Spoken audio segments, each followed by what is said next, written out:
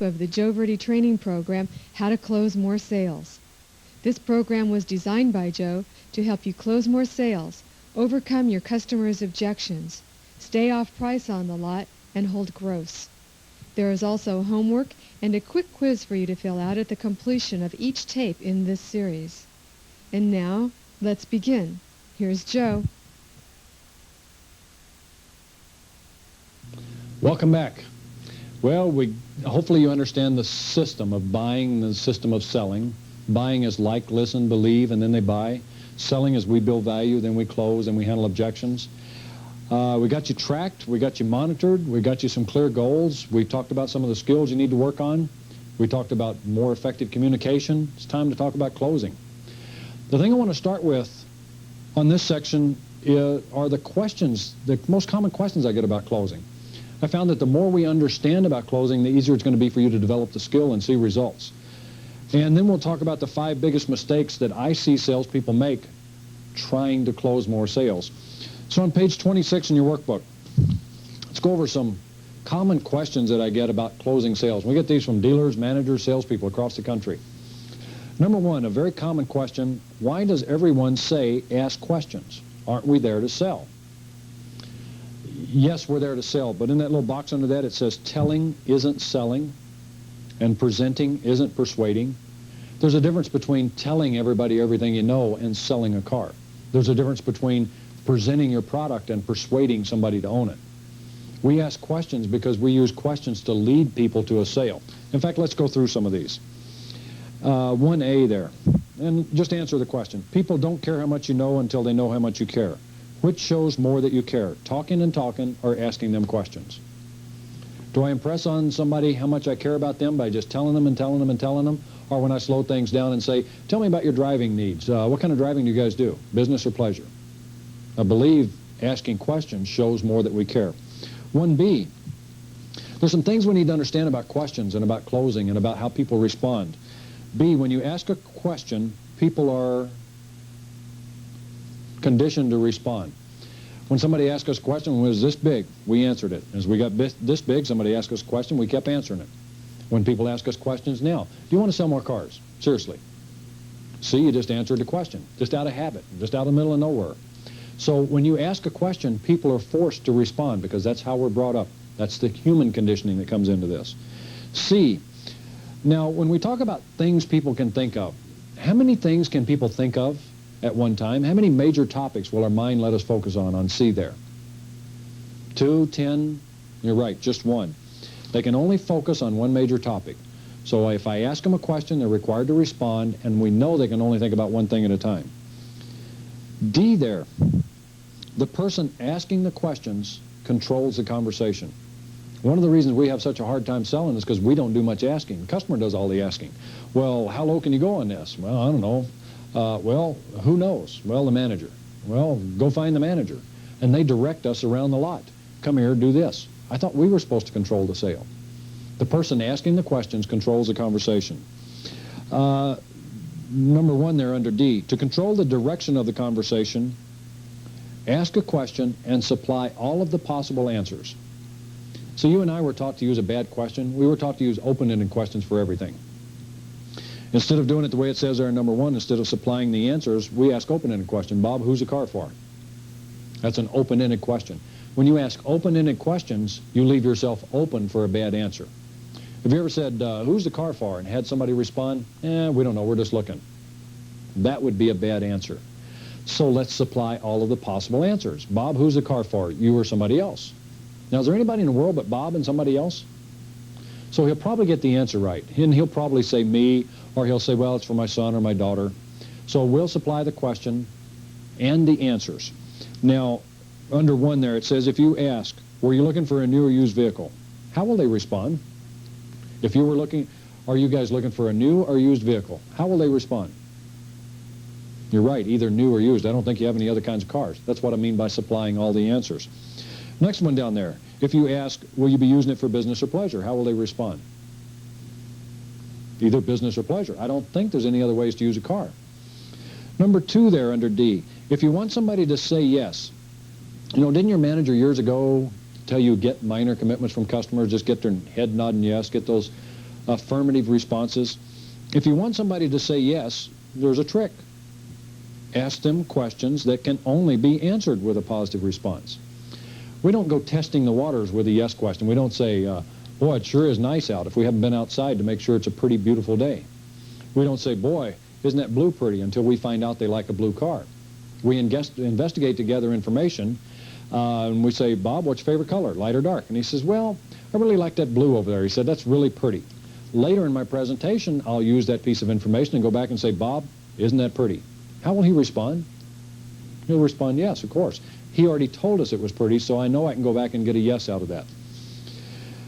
If it's a beautiful day and you ask, beautiful day out, isn't it? What will their response be? Beautiful day, isn't it? Yes, it is. We want the positive response. If they said they love that color blue and you ask, isn't that a pretty shade of blue? How will they respond? Yes, of course. There's another thing we need to learn about questions, number E. Through experience, people have also been conditioned to respond the same way again and again to questions and statements. This is called conditioning. If, number one there, if I say thank you, how will they respond? Write down the response. Thank you very much. I believe everybody's taught to say, you're welcome. Number two, if you say congratulations, how will they respond? Thank you. If you say, how can I help you? How will they respond? You're right, just looking. Remember 72% of the people said they walked on the lot and said, we're just looking? It's probably because 72% of us use the how can I help you greeting. When you go out to buy a suit, you go out to buy a blouse, you go wherever you go to buy something, stereo. I believe the first thing that we're conditioned to say in a buying situation when somebody says, how can I help you? We tend to say, oh, we're just looking. That's called a resistance to buying objection. It's a nothing. It's a reflex objection. It's just something people are conditioned to say. And at the bottom of the page, by asking the proper questions, you lead the customer to the sale. We don't push people into the sale. We lead them into the sale. Questions are the key to selling, and you need to learn to ask the right types of questions. And in a few minutes, in the next couple sections, we're going to get into the types of questions you need to ask. Just remember, if you ask, they're required to respond. If you want them to say yes, just ask them a yes question. If you want to control the conversation, ask them a question and supply all of the answers. And remember the conditioning. You stick out your hand, people stick out their hand to shake hands with you. If you say thank you, they say you're welcome. If you say congratulations, they say thank you. If you say can I help you? We're just looking. So if you enjoy a challenge, say can I help you? What's a better greeting? What are we supposed to say instead of can I help you? You're right. Welcome to ABC Motors. Let's look at number 2 on page 27. Another common question I get. Do you close the sale on the lot or in your office? Do you close the sale out here or do you close the sale in here? We said out here, you build value, you close, you overcome objections, you close. You do close the sale out here. Once you get a commitment, you go in here. Do you have to close in here too? Absolutely. You have to close here so you can get them to finance. So you're going to close the sale twice, on the lot and in the office. One of the biggest mistakes people make is they don't get a commitment before they go in here. And then they try to close the sale with no commitment. If you do that, what's the only closing tool you have? Just out of curiosity. Price. In fact, if you don't have a commitment before you go in here and fiddle with figures and start negotiating, if you don't have a committed customer, somebody who's agreed to buy something, who are you negotiating against? Yourself. You might as well stand in front of a mirror and start dropping the price till you figure you're low enough. They have to participate in a negotiation, and there can be no negotiation without two committed parties. I'm committed to sell it, they're committed to buy it, then we negotiate. We make mistakes every day by negotiating against ourselves. Number 3, at what point do you ask for a commitment to purchase? When do you ask for the order? Common question. Well, it says when you feel that it's time to ask for the order. I ask when I feel it's appropriate. Like the example we used on the other tape. We're riding in the back seat, Bob and Betty look at each other and say, boy, the car's great. Perfect time to ask. Or you get back off a demonstration drive. Bob gets out of the car and he looks and he says, boy, I like this thing. Perfect time to ask. Another example, you get out of the car and Bob is buying a car for his daughter. She gets out of the car, she's excited, she loves it. Bob crosses his arms. Don't ask. You have to watch, look, and listen. You have to focus so that you know when to ask, and you have to decide what closing question you're going to ask and when you're going to ask it. Number 4, can you try to close the sale too soon? Absolutely. What would be too soon? Too soon would be before you built enough value to ask for the order. Number 5, common question. How do you go from your presentation to a closing question without sounding like you're saying, okay, folks, now it's time for you to answer a closing question? How do you go from your presentation into a closing question smoothly, I guess is the question. 5A, lots of practice. That's the only way I know how to do it. You don't just wake up one day and become a good closer. You don't wake up one day and everything be smooth. It takes practice, drilling, and rehearsing. Remember, review, repetition, practice, drill, and rehearse. It really helps on 5B there. It helps if you understand that closing is not a separate step of the sale. Your closing question should flow unnoticed into the conversation. It should just be another question that you ask. Your presentation should be filled with questions throughout the presentation. Remember, we sell out on the lot. 80% of the selling is done on 20% of the features. To find the features, we have to ask questions. When I present, I ask questions. Bob, safe, this car's got disc brakes, stops your daughter quicker, and with her in the car, I know safety is important, isn't it? Another question. And we lead them to the sale. We lead them all the way through the selling process, into the negotiation, and into the finance office. We don't push people. We lead them. Number 6, is there a single closing question that'll work all the time? What do you think? No? I agree. The problem is you and I were only taught one closing question. We use a variation of if I could, would you, for almost every close. Bob, if the terms and figures are agreeable, can we go ahead and wrap this up? Or, Betty, if we can make this work, fit it in your budget, would you buy it? Or can we sell it to you? We've been taught the least effective question. It's the one that causes us the most problems. It's the one that gives us the most grief. It's the one that says, let's go negotiate. It's the one that's hardest to answer for the customer. We've been taught the worst type of question, and we have to change that. But there isn't a single question that'll work all the time with all the people. Now, why would that be?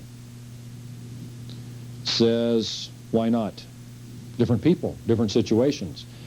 Somebody asked me one time if I could write a selling script from start to finish. And I could, but it would only be with one customer. I could script it out from start to finish. If Bob said this, I'd say this.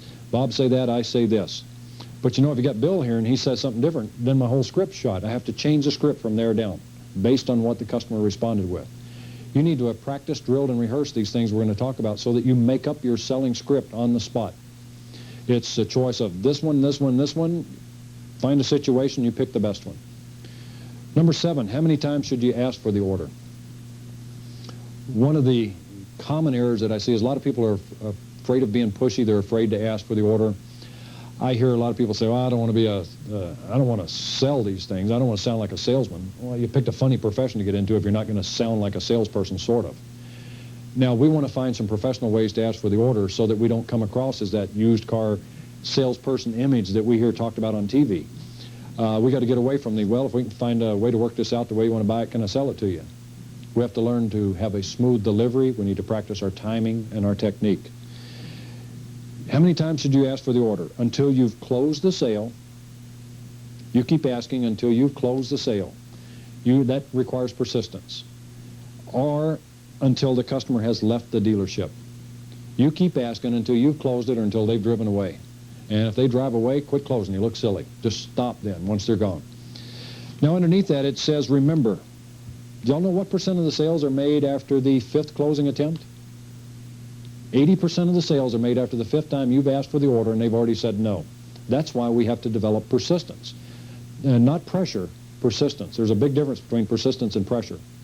And the difference is called technique. So we have to learn to present, we have to learn to close, but without pressure. And the reason we have to do it without pressure, I was asked to speak at the National Convention one year on non-confrontational selling. What's the alternative to non-confrontational selling? I believe it would be confrontational.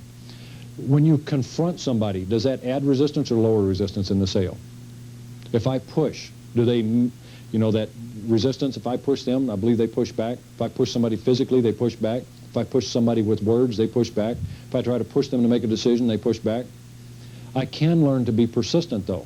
I need to be assertive instead of aggressive. I need to change my selling methods. Non-confrontational selling is the only way to sell. That just means don't push and instead lead. Number 8 on the next page, on page 28, are some closing questions better than others? Are there some questions that we can use that are better than other closing questions? Right, yes, absolutely. A bad closing question is any question that asks for a yes or no response from the customer. A bad closing question is any question that asks for yes or no. Psychologists wanted to find out how people respond in a buying situation, and they hooked people up to this EKG machine. They wanted to see how their heart rate fluctuated and things like that.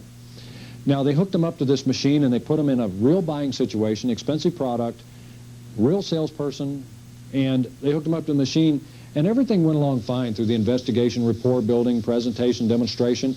Everything was fine until a salesperson asked a yes or no closing question. Everything's going along great. Well, can we sell it to you? And this thing shot up to the point, literally, of having a mini heart attack. Now, if you tense up, you get nervous, your breathing speeds up, your heart rate goes up, and you're given a choice between yes or no, which response do you pick? Your body will force this response on you. You're all tense, mini heart attack, going to sell it to you? Nah, I think we're going to hold off. So what you get is a no or an objection. Now, it's true if we get an objection, we can learn to overcome it, but let's avoid the no and the objection. Let's just switch our closing questions. A yes or no question is bad luck. As soon as they responded with a no, their heart rate went back to normal. What we need to learn to do is ask a better question. B, a good closing question is an either-or question. Not, Bob, do you want to buy it? Bob, how do you want it registered, your name or her name? Not, if we can work this out the way you want to buy it, can we sell it to you? Sounds like we found a perfect car. Do you want to put that bumper on today or bring it back in on Thursday to put that towing hitch on there? So let's offer them a choice of things. If they say, I'll bring the car in on Thursday to put that hitch on, did they just agree to buy the car? Wasn't that a lot easier than, Bob, if we can work it out today the way we want to buy it, can I sell it to you? We miss more sales than we make, partly because we drive customers down the street with the type of questions that we use. Number 9, if you have to ask 4 or 5 times to get an order most of the time, how many different closing questions do you need to know? As many as it takes to close a sale. You need to know as many closes as it takes to be successful in close. Number 10, and I see this happen again and again, when people get somebody that can buy, that's got the cash to buy, you've got a professional who makes a lot of money, whether you're selling a high-line product or low-line product. Sometimes people are sort of intimidating when you know they can buy. You know the guy can write you a check, or this lady can pull out the $100 bills out of her purse and pay you for this $20,000 car. It seems like we have a harder time asking them for the order. Common question I get, when you deal with high-line buyers or with people who have money, we know that they can buy anytime. How do you try to close the sale with people who don't have to buy today? Somebody answer that. You're right, the same way you close with everybody else. When you start thinking you've got a unique situation there, you're going to start losing sales. Every sale, treat every sale the same. You build value, you follow the basics, you close, you handle objections. If they say no, don't worry. No doesn't mean I'm not buying. No means not yet. Tell me more and ask me again later. So if they say no, nothing bad happens. You ask again. How many times do you have to ask? 80% of the time? 5 times. So get used to having to be persistent. And it's not that we're pushing people. This is a big decision for people. Second biggest investment they'll make, and for a lot of people across the country, it may be the biggest investment that they'll ever make. Last time they did this, they didn't have any fun doing it. They weren't sure what they wanted, what they ought to spend. They went in thinking they could spend this. We made them pay a lot more than that. They thought their car was going to be worth this. We gave them a lot less than that. They figured their payments would run $200. We made them pay $300. Nothing worked out the last time. Don't expect these people to come in and smile and say, oh, here I am. Let me pull up a cot and lay down here and write you a check. This is going to be not tough, but it's going to require some skill. You're going to have to learn to weed through the objections out here. That's called closing and selling. Number 11, what do you do when you ask a closing question and they say no? It's kind of like walking through the forest. You know, we're going to talk about objections and everything else. You're walking through the forest, there's this little path out there. You get down the path and all of a sudden, here's this tree branch hanging out in front of you. Do you stop and turn around and say, whoa, there's a tree branch, I got to go back? Or do you just kind of work your way around it and say, excuse me, and go around? I believe you go around. When somebody says no, it's kind of like that tree branch out there. It didn't say, no, I'm not buying it. They're just saying, no, based on what you told me up to this point, I'm not quite ready. You have to work your way around that. Easy reflex objection. We're just looking. Great. Who's the lucky one? Who gets a car, you or somebody else? Well, it's going to be for me, but, you know, if we don't get enough for our trade, we're not buying it. Another little objection. Gosh, Bob, I wouldn't expect you to. And we'll get back to that in a second. Speaking of your trade, were you looking for another 2-door, 4-door station wagon? And you handle objections, you work around them. You don't go back and start over again every time you get an objection. You don't whip out a business card and hand them a dismissal slip and say, see you later. You go back and you we'll talk about the things you have to do. We haven't come to that yet. But it takes practice, drilling, and rehearsing. You just have to learn to handle the objections. What do you do when they say no? Follow the steps we'll outline and give them another opportunity later to make a better decision. All they've said is, Joe, based on what you told me, I can't say yes yet. Tell me more and ask me again later. Number 12, what do you do if you can't close the sale? Well, I'd suggest you get rid of your ego and your pride here and turn it. I took a math course one time, and I finally figured out that half of something is better than all of nothing. And one of the last places I worked, this guy and I used to turn things back and forth all the time. It was a very professional, very straight sales store. And the other 20 salespeople, I don't think, turned 2 deals between them all month. Paul and I used to turn deals back and forth all the time. The last month we worked together, I had 17 or 18 half deals with my full deals. Paul had 27 or 28 half deals with his full deals. And we both sold 30-plus cars. You take away the half deals, we didn't sell anything. Quit worrying about who closes it and start worrying about who gets a half of a voucher. You know, we're going to talk, we've touched on follow-up. We said that 33% of the people had come back with good follow-up. We get to thinking, well, if I can't close them, nobody can, and the guy told me he'd be back, and we get to believing all that be-back stuff. You need to believe in be-backs, but when they're on the lot, you better do everything you can to close them now, because the probabilities are that they're not coming back. If 33% come back in, what percent don't come back in? 67%. It doesn't make sense to base a career on 67% of the people not cooperating here. Let's go ahead and do everything we can. And when I say turn, I mean professionally. I don't say, oh, excuse me, let me go get a closer here to try to close the sale. Or let me get my manager. He told me I had to check with him before I let you guys leave the lot because I'll get in trouble. That's not what I'm talking about. Come up with a little signal. You got you and another professional you enjoy working with. Scratch your ear or something. When I used to scratch my ear, Paul had walked by. And I'd turn people to him. I couldn't get anywhere. I'd scratch my ear. A couple minutes later, he'd walk by, and I'd say, Paul, could you help us here for a second? This is Mr. and Miss Smith. They're looking for a car for their daughter, and I'd tell him everything I knew about them, and then I'd find a way to excuse myself. You were here yesterday. I was off. I wanted to go check the trades that came in. Help him here for a second. I'd disappear. If he made a sale, I got a half a deal. If he spent a couple minutes with him, we didn't split a commission. If I finally closed it, he'd give me the follow-up information. I'd follow up, and it was my customer. While I was out, if he's still with mine, I'd go out and get another customer. If I sold them, I split half of that with him. We worked together real well as a team. We made a lot of money. When you work by yourself, and you think that you're the only one who can sell them, you lose a lot of money, especially when you got 2 or 3 customers backed up. And you say, Mr. Smith, sit there, Mrs. Jones, if you would, wait over there, and Bob, you hang loose over there while you go out and try to close the sale. They get tired of hanging loose, and $500 to $1,000 disappears that could have been in commission. And B, 12B, if you don't close the sale, follow up quick. If they leave, follow up so you can get another chance. Remember, you have a 33% chance of getting them back, 33% plus if you do good follow-up. And once they come back, you got a 67% chance of closing them. So there's no secrets, no tricks, no gimmicks, just shortcuts to closing. You've got to learn to use questions. You need to switch your closing questions. And we also need to eliminate the common mistakes most salespeople make trying to close sales out here on the lot. Number 1, on page 29, 5 biggest mistakes salespeople make.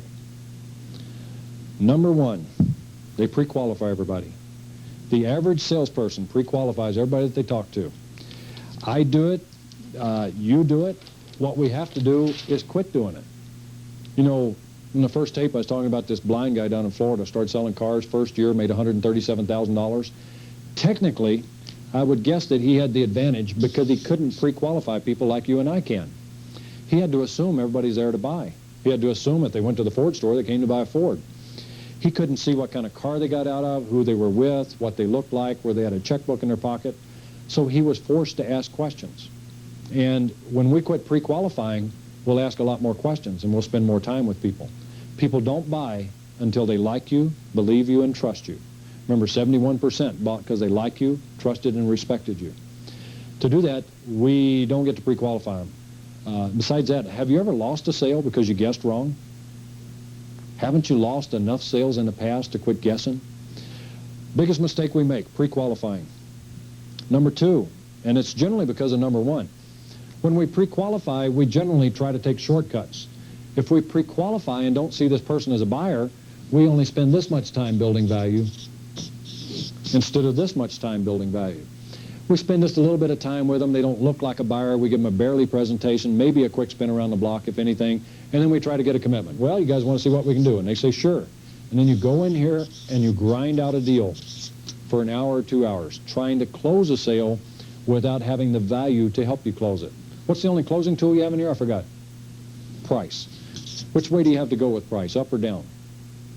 Doesn't seem like a very good closing tool. When we don't take shortcuts, we spend the time out here building value, then we have value as a closing tool and not price. Now, if I looked at the two ways we sell, one of the other reasons we take shortcuts is because we talk price on the lot. Guy says, I already know what I want. Number 3, the average person talks price on the lot. I already know what I want. I want a car just like this one. I just want to know what you can sell it to me for. We do a little would you taking back and forth here, and we say, okay, let's see what we can do. Only closing tool you have, again, is price. The only way you've got to go is down. In this case, would you agree that this is an if I make the sale? I don't have a very good closing tool. I don't have any value. We talked about price. He didn't drive the car. I didn't build a report, and I didn't investigate. If I sell it, it's going to be an if. Would you agree that this, if I do a nice job on the lot, find their wants and needs, build value, build rapport, investigate, present and demonstrate, close effectively, lead them with questions, that this is more of a when I sell it, not so much an if I sell it? When I sell it here, will my voucher generally be pennies or dollars? Generally going to be little or big? Generally going to be pretty big. If I manage to sell it down here, is my voucher going to be pennies or dollars? It's probably going to be little. You don't get much money when you only focus on the price. Trying to sell the money. People don't buy money. They buy as little money as they have to spend. When we give them something else to weigh the money against, then they spend more money. So if I understand it right, it takes the same amount of time whether we do our job on the lot or whether we take shortcuts on the lot. The time stays the same. The timeline is still 90 minutes or an hour, 2 hours, whatever it is. But when we do a good job, we make a lot of money. When we do a bad job, we hardly make any. And you get to pick. There is no test for these customers. You have to assume they're there to buy. You have to assume that they're there to buy your product. They have to assume that they came to buy from your dealership. And anytime you assume anything different, it's going to cost you sales. And every time you skip a demonstration, you might want to buy you a few $100,000 in Monopoly money, carry some around with you. You're out there on the lot. Next time you skip a demonstration because you pre-qualify them, just take $250, throw it away. While the customer's standing there, they say, whoa, what are you doing? Say, I throw money away all the time. I just get a kick out of it. You go through $100,000 in a month, throwing away money for every dumb thing that we've been taught to do out here. Number 4, biggest mistake. We use the least effective types of closing questions. Back to that yes or no closing question instead of an either or question. And last, most salespeople give up too soon. I listened to one of the manufacturers, a survey they did, and they found that 30% of the people who walked on the lot, a full 30%, 3 out of 10, 30 out of 100, 30% were never asked to buy anything even one time. Nobody even said, would you buy anything? They came on the lot, said, we're just looking, and the salesperson was convinced because they pre-qualified them that they weren't going to buy, so if I don't think they're going to buy and they tell me they're just looking, why ask? Well, 80% of the sales are made after that 5th time. Most salespeople give up way before we ever get to the 5th time. We may try a quick close. Well, Bob, what do you think? I think I'm going to hold off. There's once. We may try a second. Well, Bob, you know, if you're going to trade that car, if we get you enough for your trade, would you trade today? No, I don't think so. Bob, we got some specials. We got some super rebates, great interest rates. No, I don't think so. Well, then we whip out our business card and give them our dismissal slip about that time and say, okay, Bob, well, see you later. Go on and get out of here so I can go on and take me another up and start all over again. Instead of continuing and being persistent. When they say no, when you handle an objection, you have to give them a logical reason to change their decision. You can't just keep would you, would you, would you, would you. So you have to fill in the blanks. When they say no, what they've said is no, not yet. I'm just not quite ready yet. Tell me more and ask me again later. Some of the key points we just covered, try to remember that telling isn't selling. It's not how much you know that's going to make you a superstar in sales. It's identifying what the customer wants and then telling them what you know about those specific features that they care most about. Try to remember there's a difference between presenting and persuading. It's not just telling them, we have to lead them to the decision. And we do that through questions. Try to avoid these mistakes. You can do a nice job on presenting and demonstrating. You can do a nice job on closing and objections. You can do a nice job on the paperwork. But if you pre-qualify everybody, if you take shortcuts, if you talk price on the lot, all of your good intentions, all your hard work, all of your 90 minutes worth of efforts down the tubes. Don't try to take shortcuts. Don't make the mistakes. Quit using these old closes that we were taught, and quit using price to drop every objection, or to quit trying to drop the price to handle every objection. We're going to come back, and on the next tape, we're going to talk about the most common questions we get on objections. We're going to talk about the 5 biggest mistakes we make on objections. Go back and review this tape, talk about it, finish off your sales meeting, and I'll see you in the next series. This concludes this segment of your training program. As Joe says, the key to your success in learning to close more sales and hold gross is to practice, drill, and rehearse the techniques he's giving you in this training series. And don't forget, be sure to complete the homework assignment for this tape before you go on to the next tape. Good luck on the quiz, too, and we'll see you in the next tape.